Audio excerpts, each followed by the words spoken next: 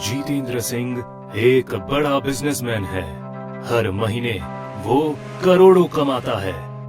लोगों में उसका रोला चलता है। हर बिजनेसमैन जितेंद्र सिंह का उदाहरण दिया करता है।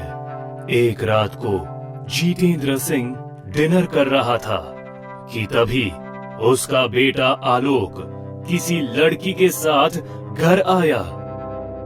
पापा, ये दिव्या है। तुम दोनों खड़े क्यों हो? बैठो ना बेटा। दोनों को इग्नोर करके जितेंद्र सिंह बस खाने पे ध्यान दे रहा था। पापा, आपसे कुछ बात करनी है। तुम दोनों की शादी नहीं हो सकती है। अरे पर मैंने तो शादी की बात की तक नहीं है। पर करने तो वाला था ना। तू मेरा ही खून है। तेरे चेहरे के हाव भाव से समझ जाता हूँ कि क्या बात करने वाला है तू। पर पापा, दिव्या में खराबी क्या है? इसके पापा भी बड़े बिजनेसमैन हैं। हमारा तो स्टेटस भी सेम है। फिर भी तू शादी नहीं कर सकता है इससे। मैं 32 साल का हो गया हूँ। मेरी उम्र में लोगों के बच्चे तक हो जाते हैं और आप मुझे शादी करने ही नहीं दे रहे हो। अगली बार तूने मुझसे ऊंची आवाज में बात की तो मैं तेरी शक्ल तक नहीं देखूंगा। अंकल, क्या आप आलोक की शादी किसी और लड़की से करवाना चाहते हो? तो कह दो, मैं खुशी खुशी आलोक को छोड़ दूंगी। जितेंद्र सिंह बिना कुछ बोले अपने कमरे में चला जाता है। आलोक उसे पीछे से आवाज भी लगाता है पर वो कुछ नहीं कहता है। पापा, क्या दिव्या सही कह रही है? बोलिए पापा, बोलिए। आलोक भी पीछे पीछे जितेंद्र सिंह के कमरे में आ जाता है। क्या आपने मेरी शादी के लिए पहले से कोई लड़की ढूंढ के रखी है पापा? नहीं, 32 साल पहले हम 2 भाई थे। मैं बड़ा था, देवेंद्र मुझसे छोटा था। क्या मेरे कोई चाचा भी थे? हाँ बेटा, ये कहानी कभी दोहराना नहीं चाहता हूँ। फिर भी तुझे समझाने के लिए सुना रहा हूँ। ये बात 32 साल पहले की है। हम दोनों भाई एक साथ कारोबार किया करते थे। दिन रात मेहनत करने के बाद भी हमें कारोबार में कुछ खास उन्नति नहीं मिल रही थी और इसी बीच तेरी माँ भी गर्भवती थी।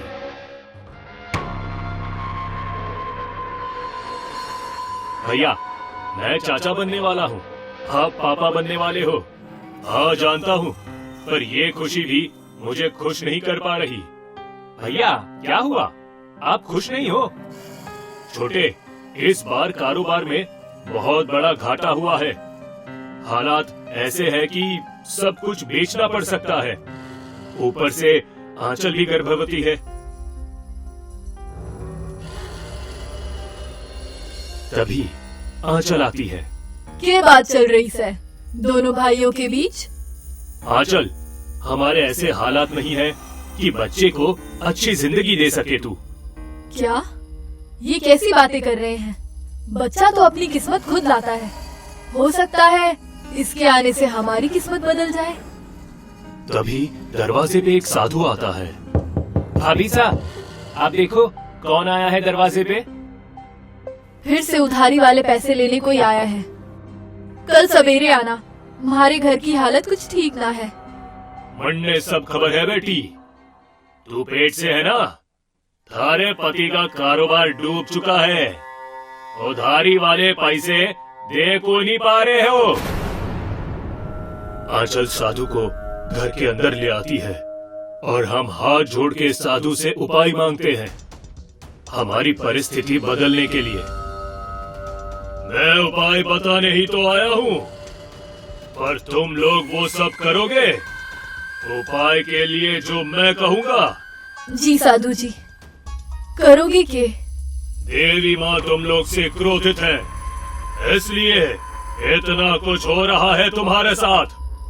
उन्हें एक कुंवारी लड़की की बलि देनी होगी। फिर देखो घर में कैसे लक्ष्मी की कृपा होगी। हम लड़की कहाँ से लाएंगे? ओ मुझे नहीं पता है।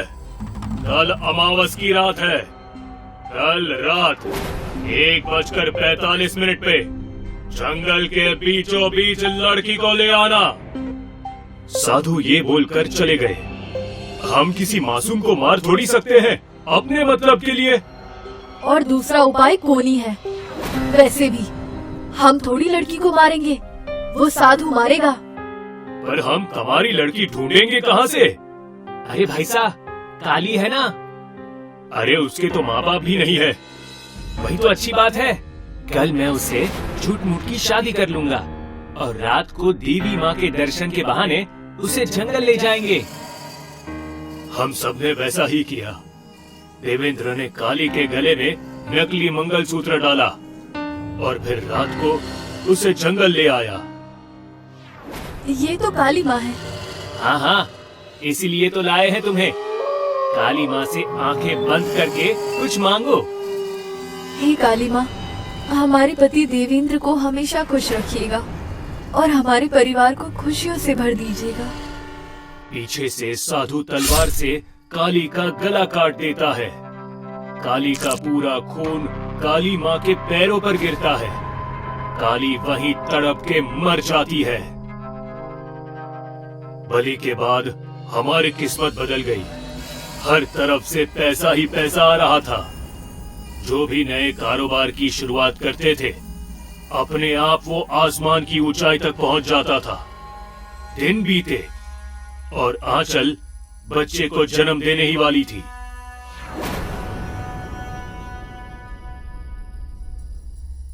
भाई साहब, लड़का ही होगा। कुछ भी हो, भगवान की कृपा से बस दोनों सही सलामत रहे। तभी उनके सामने से उसी साधु बाबा की लाश जा रही थी। दोनों भाई लाश देखकर हक्के बक्के हो गए। अरे, इनकी मौत कैसे हुई? जंगल में किसी ने गला काटकर लाश ऊपर टांग दी थी। दोनों भाई बुरी तरह डर जाते हैं। तभी डॉक्टर आता है और कहता है, देखिए, आपका बच्चा तो सही सलामत है, पर आपकी पत्नी का बुरा हाल है। ना जाने कैसी कैसी बातें कर रही हैं। जाके प्लीज देखिए। आंचल पागलों की तरह यहाँ वहाँ नाच रही थी, जबकि वो खड़े होने की हालत में भी नहीं होनी चाहिए थी। मैं चाची बन गई। हे काली माँ, तेरा लाख लाख शुक्र है, मैं चाची बन गई। आंचल, आप कहाँ थे? आप चाचा बन गए। अब हमारे भी बच्चे होंगे। होश में आ आंचल। कौन आंचल? मैं तो काली हूँ। अब मैं तुम सबको मार दूंगी, फिर हम सब साथ रहेंगे। वो साधु को तो मैंने पहले ही मार दिया। अब देवेंद्र की बारी है। काली देवेंद्र को जमीन पर उठा के पटक देती है। तभी देवेंद्र बेड के नीचे आंचल की लाश देखता है। भाई साहब, बच्चे को लेके भागो।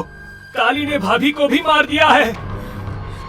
तुम लोगों ने मुझसे झूठी शादी करवाकर मेरी बलि चढ़ा दी ना, तो अब इस परिवार में जो भी शादी करके आएगा उसे मैं मार दूंगी। काली ने देवेंद्र के सीने पर बहुत वार किए और मैं तुझे लेकर वहाँ से भाग गया था बेटा। और मैं शहर आके एक बड़ा बिजनेसमैन बन गया। आपने इसीलिए मेरी शादी नहीं की? हाँ बेटा, बहुत रात हो गई है। अब तू दिव्या को घर छोड़ा। आलोक दिव्या को घर छोड़ने के लिए कार में है। मैंने तेरे पापा की पूरी बात सुनी, पर आलोक, वो पुरानी बात है। अब ऐसा कुछ नहीं होता। एक्चुअली मैं भी यही सोच रहा था। वो देख, वहाँ मंदिर है। चल हम शादी कर लेते हैं, फिर कुछ महीनों बाद पापा को बता देना। हाँ, वैसे भी काली सच में थोड़ी होगी। हाँ, ये सही है। कुछ दिनों बाद पापा को यकीन भी हो जाएगा कि काली वाली कुछ नहीं है। दोनों जैसे ही मंदिर में शादी करते हैं, बाहर जोर जोर की आंधी चलने लगती है। वो लोग इस बात पर ध्यान नहीं देते और फिर जब मंदिर से बाहर कदम रखते हैं, अचानक कोई दिव्या का पैर पकड़कर घसीटता है। आलोक! आलोक! आलोक को दिव्या दिखाई नहीं दे रही। दिव्या, दिव्या कहाँ हो तुम? दिव्या! तभी आलोक देखता है दिव्या की लाश एक पेड़ से लटक रही है और कोई आलोक का नाम पीछे से लेता है। आलोक जैसे ही पीछे देखता है, कौन है? पीछे कोई नहीं होता है। आलोक जैसे ही आगे देखता है, काली तलवार से आलोक का गला काट देती है। आलोक भतीजा, हमने कहा था हमारे होते हुए कोई भी शादी नहीं कर सकता इस परिवार में। कुछ महीनों बाद जितेंद्र सिंह खुदकुशी करके मर जाता है। पूरे परिवार का विनाश हो जाता है।